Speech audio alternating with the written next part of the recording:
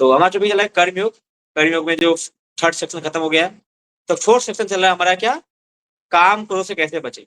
जब हमने जो थर्ड सेक्शन पढ़ा था जिसमें भगवान अर्जुन को बोले एग्जाम्पल सेट करने के लिए, तो एग्जाम्पल सेट करने के लिए बोले कि आप सिर्फ युद्ध करो, ताकि आप तुम युद्ध करो, युद्ध करोगे तो तुम्हें अगर या तो तुम जीतोगे या तो तुम हारोगे, हारोगे तो फिर भी तुम्हें मतलब स्वर्ग मिलेगा, और जीतोगे तो तुम यहाँ पूरा आनंद मतलब पूरा भोग करोगे अच्छे से। तो उस टाइम पे हम देखते हैं कि थर्ड सेक्शन पर आते आते ना हमारा मतलब कि बताते हैं कि हमारा ज्ञान बढ़ जाता है। सकाम योग करते करते निष्काम योग, निष्काम योग बुद्धि योग, तो बुद्धि योग में आपका नॉलेज आ गया, नॉलेज आ गया। फिर आगे अर्जुन क्या पूछते हैं, ये देखते हैं कि अर्जुन पूछते हैं कि भगवान आप तो बोलते हैं सब काम करने के लिए, आप जो भी अपना कर्म करो, फिर उसका उदाहरण सेटअप करने के लिए बोले, एग्जाम्पल सेट करने के लिए कर्म करो, मैं कर रहा हूँ, लेकिन सबसे बड़ा प्रॉब्लम क्या है कि भगवान जो मेरे अंदर का जो वासना है, मेरे अंदर का जो वासना है जो कैसे खत्म होगा। आप तो बोल रहे अपना करो, लेकिन अंदर अंदर जो है वो कैसे खत्म होगा। और वो ना चाहकर भी ना, वो लगता है कि बल पूर्वक मुझसे करवाया जा रहा है। जैसे यहाँ पे होता है कि ऐसे आप लोग पढ़ाई करते हो, ठीक है, पढ़ाई करते करते अगर आपके अंदर का जो संस्कार है, वासना मतलब काम वासना, कि ऐसे पढ़ाई कर रहे हो अचानक कुछ याद आ गया, पुराना संस्कार, कोई गाना सुन लिया या मूवी देखने की इच्छा कर गया, तो ये आप पढ़ोगे आपके मन में वही चलता रहेगा, अरे यार मूवी देखना है, अरे यार मूवी आ गई, अरे चाय पीने जाना, अरे मूवी देखना। तो कुछ ना कुछ आपके अंदर वासना है, वो धीरे धीरे वो होता है ना, ये पानी के बुलबुले जैसे, वो इस तरह उबलेगा आपके मन में। क्यों, क्या क्या पढ़ाई कर रहे हो, लेकिन आपके पुराने संस्कार के वासना वो अंदर जो बहुत ही आपको घींचो मतलब क्या बोलते हैं उसको, परेशान परेशान करेगा। तो अब हम श्लोक पढ़ेंगे जो अर्जुन बोल रहे हैं कि श्लोक आप निकाल सकते हो, 36 से हमारा स्टार्ट होने वाली है। तो 36 में बोल रहे हैं, अथ केन प्रयुक्तयं पापम चरते पुरुष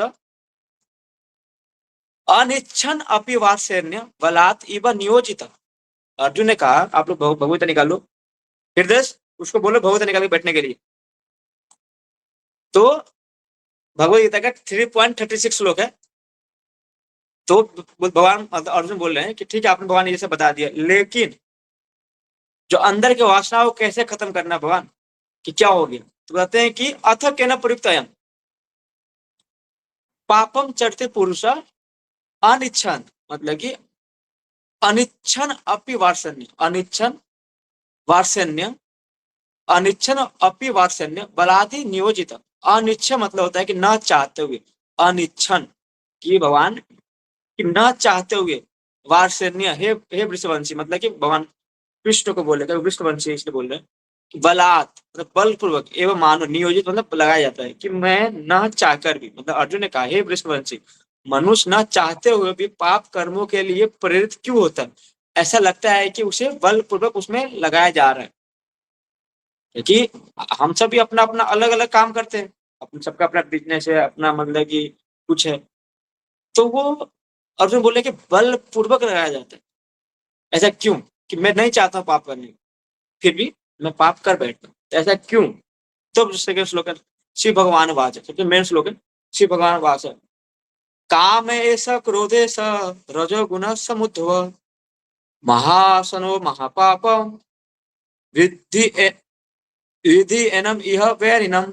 की श्री भगवान ने कहा हे अर्जुन, इसका कारण रजोगुण के संपर्क से उत्पन्न काम है, जो बाद में क्रोध का रूप धारण करता है, और जो इस संसार का सर्वभक्षी पापी शत्रु है। तो अर्जुन ने क्वेश्चन पूछा है कि अनिच्छन अपी, कि न चाहते हुए ही भगवान बल पूर्वक कहता है कि मैं कोई पाप कराया जा रहा है, तो यह क्या कारण। तो भगवान क्या बोलते हैं, काम ऐसा क्रोध है कि हे अर्जुन, इसका कारण है काम। फिर कहां से आता है, रजोगुण से आती है। तो इसका कारण रजोगुण के कारण संपर्क से उत्पन्न काम है, कि जो काम अब बोलते मैंने बताया काम वासना क्या होती है। काम मतलब होता है कि वो सारे हम अपने इंद्रियों को संतुष्ट करना चाहते हैं, वो सब चीज जो हम पाना चाहते हैं। काम मतलब ये नहीं होता है कि सिर्फ सिर्फ सेक्स डिजायर ही होती है। काम का मतलब होता है कि वो सारे चीजें हम पाना चाहते हैं, अपने इंद्रियों को संतुष्ट करना चाहते हैं। आप कहीं जा रहे हो, कुछ कुछ मिल गया, उसको पाना चाहिए, कुछ चाहिए मुझे चाहिए, ये भी चाहिए वो भी चाहिए, तो आप अपने इंद्रियों को संतुष्ट करने के लिए सब कुछ पाना चाहते हो, वो है काम, कि मुझे चाहिए। तो काम को बोलते लस्ट, तो ये तरह का। तो लस्ट सिंपल ये नहीं होता है कि सिर्फ सेक्स नहीं, वो भी आती है। तो इसमें श्लोक बताते हैं काम ऐसा क्रोध ऐसा, रजोगुण समुद्भव कि रजोगुण के कारण ही काम उत्पन्न होती है और काम से क्रोध का रूप धारण करता है। तो मैंने एक श्लोक बताया था, आप ये श्लोक पढ़ते हो कि काम है जो बाद में क्रोध का रूप धारण करता है। याद है कोई श्लोक पढ़े थे हमने कि क्रोध से क्या उत्पन्न होता है? आपने श्लोक पढ़ा होगा 2.62, ध्यायतो विश्रांस पुंस संगत शुभ जायते संग सांगते काम काम क्रोध काम अभिजायते, श्लोक है ना पूरा। तो हमने पहले भी श्लोक पढ़े थे कि किस तरह अर्जुन वहां मतलब भगवान बोल रहे हैं कि किस तरह काम काम मतलब कि धैर्य, तो हम किसी चीज को देखते हैं उससे आसक्त हो जाते हैं, उसको पाने के लिए हम पागल हो जाते हैं, तो लस्ट हो गया। और लस्ट मतलब हम उसको पाने के लिए पागल होते हैं, वो नहीं मिलता है तो साथ में क्रोध होता है, फिर क्रोध से फिर मोह होता है, फिर मोह से क्या होती है? धीरे धीरे बुद्धि का नाश होता है। तो हमारा उसके बाद क्या होता है? हमारा पूरा नीचे गिर जाते हैं। उसी तरह भगवान बोल रहे हैं कि रजोगुण समुद्र को, कि रजोगुण के कारण हमारा काम जितना प्रबल होती है कि उसके कारण हम इस संसार में सर्वभक्षी पापी शत्रु बन जाते हैं, मतलब पाप कर बैठते हैं। तो जब शत्रु कौन है? काम वासना। मेन है कि सबसे बड़ा शत्रु कौन है? काम वासना। तो काम वासना इतनी खतरनाक चीज है कि आप इसको जब पूर्ति भी नहीं करोगे ना तभी परेशान रहोगे, अब पूरा करने के बाद ही परेशान रहोगे। कैसे? कि मान लिया अचानक अंदर काम वासना आ रहे हैं, मुझे चाहिए मुझे चाहिए, इसके लिए इतने पागल हो जाए पूरी तरह से, क्या कुछ सूझेगा नहीं। और अगर आप पा भी लेते हो, मान लीजिए अगर आपको सेक्स डिजायर की इच्छा कर रहे हैं, लस्ट इच्छा कर रहे हैं, तो आपको पता है कि किसी लड़की को देखा, आपके अंदर भोगने की इच्छा करेगा, यार लड़की मुझे मिल जाएगी, नहीं मिलेगी उसके लिए परेशान रहोगे, और जब मिल जाएगी फिर बाद में फिर परेशान रहोगे। तो लस्ट ऐसी चीज होती है कि आपको नहीं मिलेगा तभी परेशान रहोगे, मिलने के बाद ही परेशान रहोगे। तो मैं लस्ट के बारे में एक स्टोरी सुनाता हूँ कि बिलबंगा ठाकुर का। आप नाम सुनो बिलबंगा ठाकुर जी। तो उनका एक मतलब कि आप सुनते हो ना कि हे कृष्णा हे एक श्लोक वो आती है ना, उनका एक पद है, कौन सा पद है याद है? कि बिलबंगा ठाकुर का एक पद है जो गाते हैं वो, अ, गोविंद दामोदर माधवेती, ये सब श्लोक है ना, गोविंद दामोदर माधवेती, तो ये है ना। तो ये पूरा वही उन्होंने गाया, बिलबंगा ठाकुर ने गाया। उनको मुझे याद नहीं आ रहा कौन सा अष्टकम है, इसको बोलते हैं। तो उनका स्टोरी है कि किस तरह काम हमें किस तरह फंसाती है। तो स्टोरी आती है कि बिलबंगा ठाकुर एक बहुत बढ़िया मतलब जमींदार थे, उनके अच्छा फैमिली भी था, उनकी बीवी थे, उनके बच्चे थे। लेकिन क्या है ना कि वो वेश्या एक थी, उनका नाम था चिंतामणि। तो चिंतामणि से अटैच हो गई थी। माइक माइक नहीं करो। कि चिंतामणि, तो चिंतामणि से बहुत अटैच थे।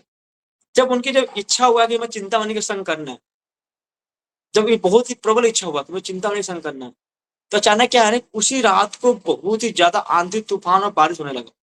और इतनी बारिश होने लगा कि जा नहीं सकता है, क्योंकि बारिश में इतने आंधी तूफान हो रहा है, तो अपने लस्ट को फुलफिल करने के लिए जा नहीं सकते हो, क्योंकि आप कैसे जा सकते हो, बारिश हो रहा है। लेकिन वो जो व्यक्ति था उनका तो इतनी लस्ट था कि वो जाना चाह रहा था इतनी बारिश होने के बाद भी। और साथ में ऐसे बताते हैं कि उनके उसी दिन उनका पिता भी डेथ किया था। तो सब बोल रहे कि पिता का संस्कार कैसे होगा, मतलब देह संस्कार कैसे होगा। लेकिन वो इसके अंदर इतनी काम वासना कि सब कुछ छोड़कर वो जा रहा था कि मुझे चिंतामणि का संकल्प, और आपके मन में चिंता नहीं बोले जा रहा है, चिंतामणि इस तरह से पागल हो गया लस्ट पागल। इसे बोलते कि लस्ट फंसते हैं तो पूरा जिंदगी बाद होती, तो पूरी परेशान हो गए। और चिंतामणि घर जाने के लिए एक बीच में नदी आती थी, नदी को पार करना होगा, और बहुत ही तेज बारिश हो रहा है, और बारिश से भीगे जा रहा है और पहुंचा नदी के पास। नदी के पास पहुंचा तो नदी में जो जो नाविक होते हैं, जो नाव चलाते हैं, उनको बोला भैया चलना है, तो उन्होंने बोला भैया ये आज रेड अलर्ट है, क्योंकि आज बारिश बहुत ज्यादा तेज हो रहा है, तो आज नाव नहीं चलेगी। लेकिन वो काम को पूर्ति करने के लिए इतनी पागल हो गया, तो बोला कि किसी तरह जाऊंगा। तो देखा कि उधर से एक कुछ तैरते हुए आ रहे हैं। अंधेरा था, रात का टाइम था, आंधी तूफान बिजली कड़क रहा, बारिश बहुत तेज है, उसको लगा कि कुछ नदी से कुछ आ रहा है। तो क्या किया, उसके ऊपर चढ़ गया, उसके ऊपर चढ़कर सीधे वो नदी क्रॉस कर गया। नदी क्रॉस कर गया तो पहुंचा किसके पास? चिंतामणि घर पर। चिंतामणि घर पर पहुंचे के बाद चिल्ला रहा है चिंतामणि चिंतामणि, ये कोई आवाज नहीं आ रहा, क्योंकि बारिश का भी बहुत तेज आवाज आ रहा था। तो उसने देखा कि फर्स्ट फ्लोर पर एक दीपक जल रहा है, तो समझ गया कि चिंतामणि साथ ऊपर रह रहा होगा। ऊपर जाना है उसको, जाएगा कैसे? वो जानने के लिए देखा कि कुछ उसके उसके मतलब कि जो फ्लोर था वहां पे एक वृक्ष था, अब वृक्ष पे ऐसा लगा कि रस्सी टंगा हुआ है। तो उसने रस्सी को पकड़कर और सीधे चलाया गया कहाँ पर, सिर्फ चिंतामणि के पास जो फ्लोर था उस पर, और खिड़की के अंदर कूद गया। तो चिंतामणि देखा जगह, अरे तुम कौन हो? तो बोला चिंतामणि मैं हूँ। तो बोला कि तुम कैसे आई यहाँ? क्या मैं तुम्हें बहुत ही याद कर रहा था, मतलब तुम मुझे बहुत ही पसंद हो, तुम इसलिए तुम्हारे पास आया हूँ मैं। बोला वो ठीक है, लेकिन तू इतना बारिश में, इतनी आंधी तूफान हो रहा है, इतना बारिश में तुम ऐसे कैसे आ सकता है तू यहाँ पर? क्या मैं आया ना, वो मैं जब आ रहा था वहां पर, कहाँ से, नदी में तो एक था वो, मतलब कुछ तैर तैर रहा था, तो मैं उस पर चढ़ के आ गया। और फिर तू यहाँ कैसा है? कि मैं जब देखा कि तुम्हारा गेट बंद है, तो देखा कि रस्सी है, रस्सी रस्सी को पकड़ कर मैं ऊपर चढ़ गया। तो रस्सी, कि मैं तो अपने पास रस्सी रखता ही नहीं हूँ। तो देखा कि वही रस्सी को देखा तो एक बहुत बड़ा कोबरा सांप था। वो सांप को रस्सी समझकर वो पकड़ कर सीधे कूद गया था, मतलब खिड़की के पास। तो लस्ट इतनी खतरनाक होती है कि आप उसको पाने के लिए पूरे पागल हो जाते हो, कि आप देखते नहीं कि क्या है, रस्सी है या सांप है। तो वहां जाती है, मतलब गया। बताते हैं कि जो उस पर आया था ना, जो नदी क्रॉस किया था, तो एक जगह मतलब कि तैर रहा था नदी में, तो नदी पर उस पे पैर रखकर, मतलब उस पर चढ़कर वो क्रॉस किया था। बताते हैं कि उनके पिता ही थे। कि बताया जाता है कि अगर परिस्थिति काल में अगर हम लाश को नहीं जलाते ना, तो उसको बांध कर हम नदी में डाल सकते हैं। एक उसमें बहुत सी बारिश हो रहा था, उसको जलाना भी है, तो नहीं जला सकते, कारण उसको हम रस्सी में बांध कर उसे नदी में डाल सकते हैं। तो अपने पिता के शव पर तैर कर आया था इस तरह से।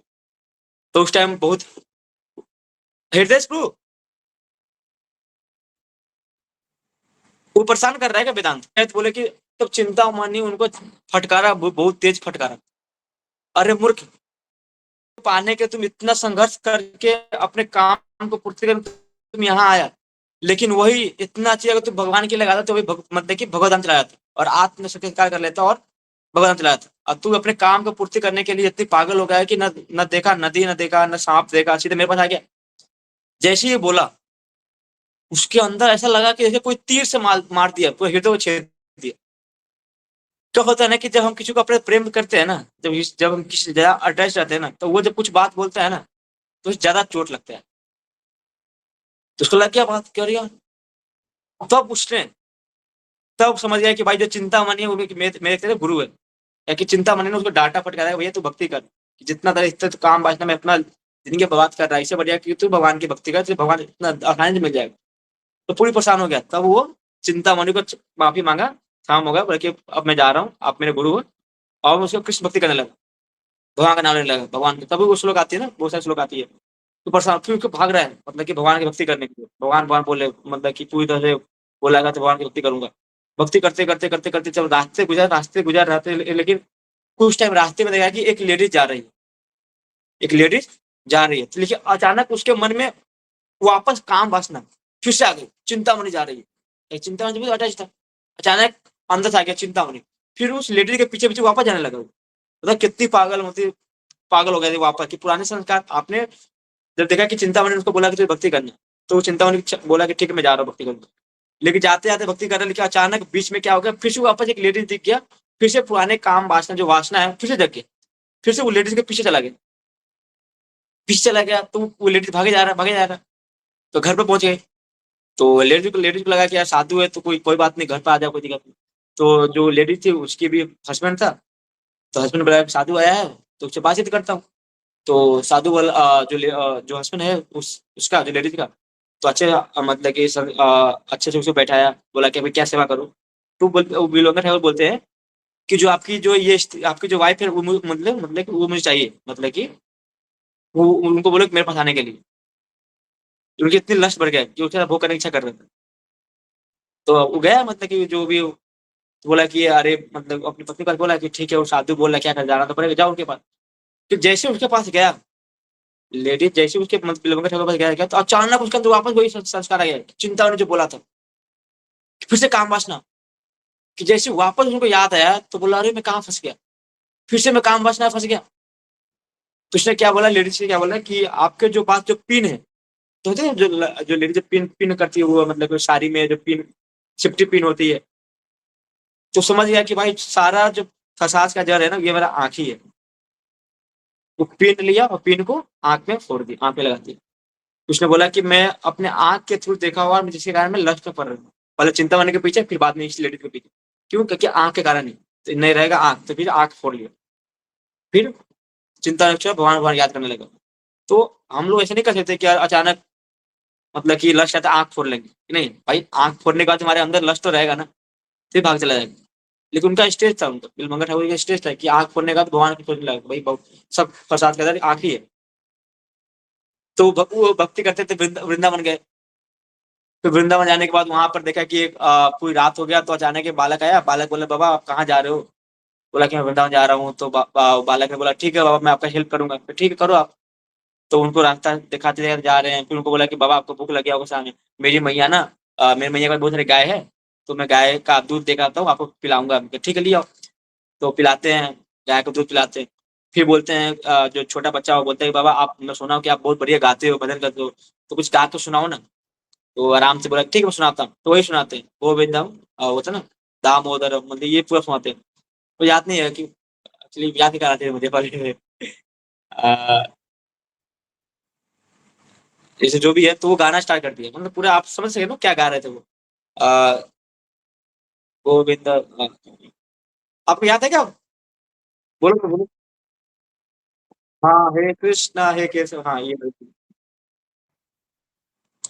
तो श्लोक था ना पूरा वो। अ, जो वो आपने सुना कि वो क्या अमृतपुर जी गाते हैं, वो गाते हैं ना कि दामोदर माधवेति। हाँ, इस तरह से गा रहे तो उस टाइम गाते गाते अब सिर्फ बलविंग वो बोल रहे हैं मतलब बच्चा कि बाबा ठीक है रात हो गया आप सो जाओ मैं जा रहा हूँ यहाँ से।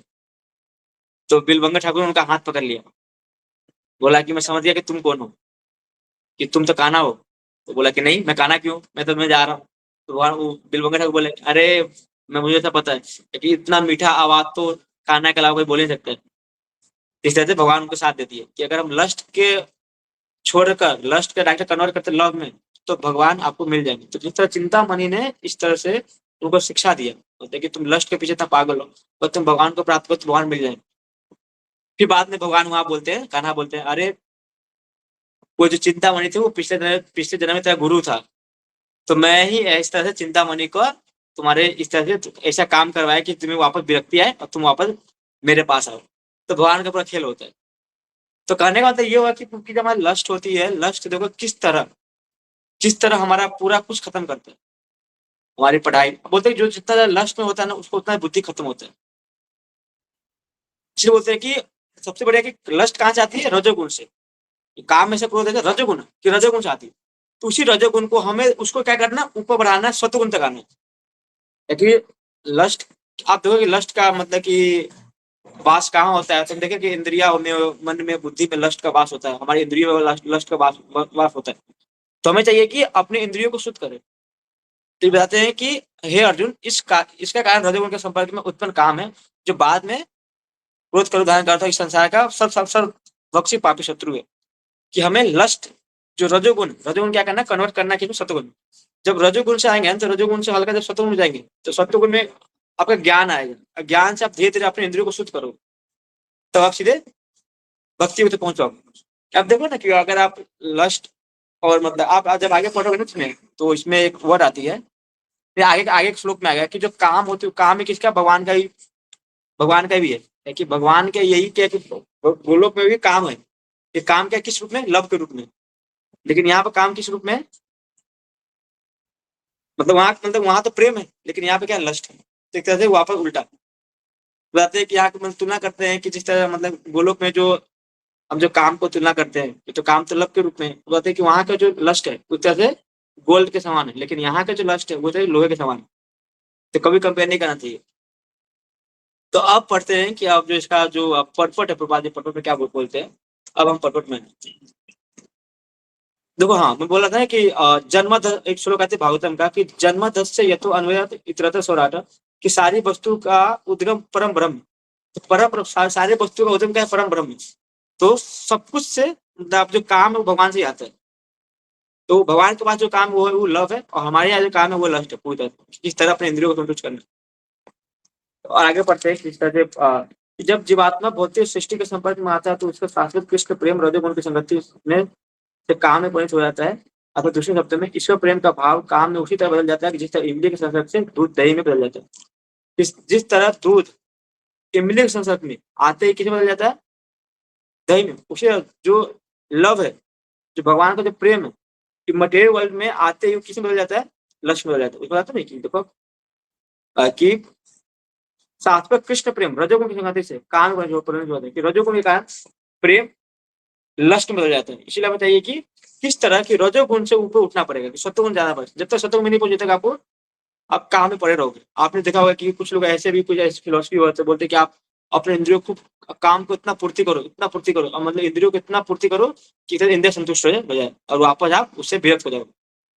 ये बोलते हैं कि आपने देखा कि संभोग से समाधि तक कि आप संभोग इतना करो, इतना करो, इतना करो कि आप उसे उब जाओगे। तो बोलते हैं ना कि अचानक मतलब अग्नि है, अग्नि में सीधा एक साथ घी डाल दो तो अग्नि बुझ जाएगी। ऐसी किसी की फिलोसफी है, आपने नाम नहीं लूंगा, उसका अलग नाम है। वो जो ओशो है ना, ओशो, ओशो का जो फिलोसफी है इस संभोग से समाधि तक, उनका मतलब ये है कि अचानक आग लगी है, चुप रहो, अचानक आग लगी है और आग में क्या करना, अचानक आप घी एक साथ डाल दो तो अग्नि बुझ जाएगी। तो इसी तरह कि आप इतना इतना भोग करो, इतना भोग करो कि आप उससे उब जाओ। ठीक है, ऐसा है ही नहीं, अग्नि में घी डालो तो और ही बढ़ेगी ना आग। तो उसकी अलग फिलोसफी है कि संभोग से समाधि समाधि करो, पूरा खराब। आपने बताया था कि किस तरह भागवतम वर्णन आते कि जिसमें एक स्टोरी आता है कि पागल व्यक्ति को कैसे बताया जाता है कि जो संसार है में जो हमारी इंद्रिया है एक तरह से कैसा है कि एक जो होती है नेट, मतलब जाल का, मतलब कि एक तरह से वो एक तरह से टैंक है। बताया कि पागल पागल की स्टोरी सुनाया था मैं कि कैसे पागल व्यक्ति को बताया जाता है कि ये ठीक कैसे हो गया। तो पागल व्यक्ति को बोलते हैं कि भैया एक जाल का टैंक है, उसमें पानी भरो। तो पानी भरते हैं और अगर कोई व्यक्ति बोलता है भैया इस पानी कैसे भर पाऊंगा, ये तो जाल का है, पूरा पानी निकल रहा है, तो उस दिन उसको बोलता है कि भैया आप मतलब कि आप पागल नहीं। उसी तरह ये माया देवी के संसार में जो हमारी इंद्रिया है, वो इंद्रिया इसी तरह से है कि आप कितना भी इसको संतुष्ट करो, संतुष्ट नहीं होगा। तो जो एक ज्ञानी व्यक्ति होते हैं वो समझ जाते हैं भैया इंद्रिय संतुष्ट नहीं होगा, तो इसको संतुष्ट न करके किसी और वे में उसको भगवान की सेवा में लगाते हैं और उससे इंद्रियों को कंट्रोल करते हैं और भगवान की भक्ति करके और भगवत जाते हैं। तो एक ज्ञानी व्यक्ति जान सकते हैं। तो काम के व्यक्ति काम आगे बढ़ते हैं कि जब काम की संतुष्टि नहीं होती है तो यह क्रोध में परिणत हो जाता है। क्रोध मोह में, और मोह इस संसार में निरंतर बना रहता है। जीवात्मा सबसे बड़ा शत्रु काम ही है। कि सबसे बड़ा शत्रु कौन है? काम। कि काम के थ्रू या पागल होते, पूरी तरह पागल होते काम। आगे यह काम ही है जो विशुद्ध जीवात्मा का इस संसार में फंसे रहने के लिए प्रेरित करती है। काम तमोगुण का प्रकृति है। इस काम के कारण ही हम इस दुनिया में फंसे पड़े। बताते हैं कि जो काम होते हैं, काम क्या होते हैं, हमारे हमारे जो होती है जंजीर, एक जंजीर, जीवित जंजीर है जो हमें बांध के रखती है। एक जंजीर जंजीर के समान है जो आपको बांध के रखती है। तो हमें जरूरी है कि काम को किस तरह क्या करना है, प्रेम में कन्वर्ट करें। यह अंतर तो लस्ट है, लेकिन लस्ट को हमें कन्वर्ट करना है लव में। तो कैसे करेंगे कि अपने रजोगुण को वापस हल्का से धीरे धीरे उसको शुद्ध करके आपको सत्वगुण तक लाना है। सत्वगुण तक हाँ तुम चला जाओ, हाँ, वो कर दो, लेफ्ट कर दो, लेफ्ट कर दो, तुम लेफ्ट करो, जाओ। ग्रुप से नहीं हटाइए बस। नहीं लेफ्ट करो, तू कल से आएगा नहीं, जाओ। अरे नहीं आओ, अरे हमें चुप रहो, क्लास में डिस्टर्ब मत करो। तो किस तरह वो मतलब धीरे धीरे कन्वर्ट करना है कि जैसे सत्वगुण में पहुंचोगे, सत्वगुण में पहुंचने में आपकी इंद्रिया उतना एक्टिव नहीं रहेगी। फिर उसके थ्रू आप भक्ति मतलब कि भक्ति करते करते आप लस्ट कंट्रोल कर पाओगे। तो इस तरह से आपको मतलब कि लस्ट को कंट्रोल करना पड़ेगा। आगे बढ़े किस तरह इंद्रिया हमें किस तरह परेशान करती है। तो ये श्लोक हम आज इतना ही रहने देते हैं कि हमने तो एक स्टोरी सुनाकर हमने पूरा टाइम खराब कर दिया। टाइम खराब नहीं किया, मतलब कि किस तरह हमने सोचा कि लस्ट किस तरह मतलब कि परेशान करता है। कि जिस व्यक्ति के लस्ट के लिए पागल होता है तो देख सकते कि बिलभंगा ठाकुर लस्ट के प्रति कितना पागल था। क्यों रात में भी किस तरह मतलब कि कैसे कैसे क्या कर लिया। क्या लस्ट में देखो बहुत सारी एग्जाम्पल आती है। रावण जो लस्ट के लिए पागल था। तो लस्ट एक ऐसा महाशत्रु होता है जो आपकी पूरी जिंदगी बर्बाद कर सकता है और आप इस संसार में ही पड़े रहोगे। लस्ट एक ऐसी चीज है। इसे जाते हैं कि अगर जीवात्मा का सबसे बड़ा शत्रु कौन है? काम। तो बताइए काम को किस तरह में कन्वर्ट करना है भगवान की सेवा में, लव में। तभी मुझे लगता है कि जब भगवान की हम सेवा करेंगे अपनी इंद्रियों को भगवान की सेवा में लगाना चाहिए। ठीक है प्रभु, आगे बढ़ेंगे और भी बढ़ेंगे कि इंद्रिया काम कैसे वर्क करता है, काम लस्ट किस तरह काम करेगा, आगे कैसे कैसे इंद्रियों में घुसेगा, फिर इंद्रियों से कहाँ घुसेगा, धीरे धीरे किस तरह हमारे ऊपर हावी होगा, फिर हावी होने के बाद हम क्या करेंगे, धीरे धीरे सब आएगा, फिर उसको कंट्रोल कैसे किया जाएगा, फिर आगे बताऊंगा। फर्स्ट लोग था सीधे नॉर्मली मैं सब बता दिया। कि नेक्स्ट टाइम कुछ और बताऊंगा। ठीक है ब्रो, हरे कृष्ण, लेट हो गया वैसे ही।